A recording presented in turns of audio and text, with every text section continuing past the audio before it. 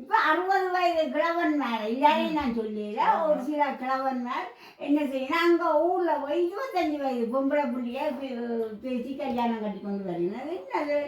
அது சில நேரம் என்ன பிரச்சனைன்னா அவங்களோட வயது உள்ள பொம்பளைகளை கல்யாணம் பண்ணிட்டேன்டா டைக்கு காசு போகும், பிறகு மேக்கப் பண்ணா கூட காசு போகும், பிறகு அவங்களுக்கு முட்டு நோ கால் நோ 25 வயது பிள்ளைக்கு இவருக்கு வராது மூட்டணும் அது வெறும் பிறகு ஓகே பிறகுனா இன்னும் வயது கூட இப்படி அவங்களுக்கு தெரிஞ்சுதான் கல்யாணம் செய்யறாங்க. அடுத்தது மாப்பிள்ளை பொம்பளை ஃபேமிலி பார்ப்பாங்க, பேங்க் ஸ்டேட்மெண்ட் பார்ப்பாங்க, நிறைய காசுன்னா பிரச்சனை இல்லை. அதோட இவங்க இந்த பக்கம் ஃப்ரெஷ்ஷான பொம்பளை என்றால்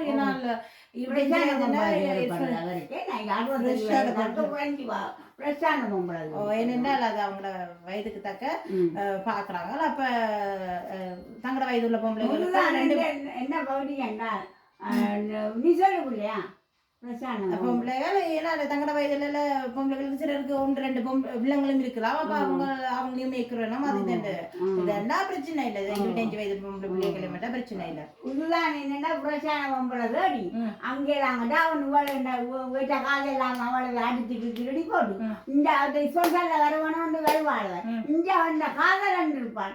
அப்ப ஏர்போர்ட்லயே அவள் பாஞ்சு விடுவாள் காதலனோட. அப்ப பிரச்சனை பொம்பளை எல்லாம் சரியா சிலர் ஏமாந்திருப்பாங்க. ஆனா எல்லாரும் இல்லை, சில தங்களுக்கு தெரிஞ்ச ஆக்கள் சக்சஸ் ஆயிருந்திருக்கும். அது நான் நம்பி தங்களுக்கு ஒரு நப்பாசை அவ்வளவையும் விட்டுதான் செய்ய வேணும்.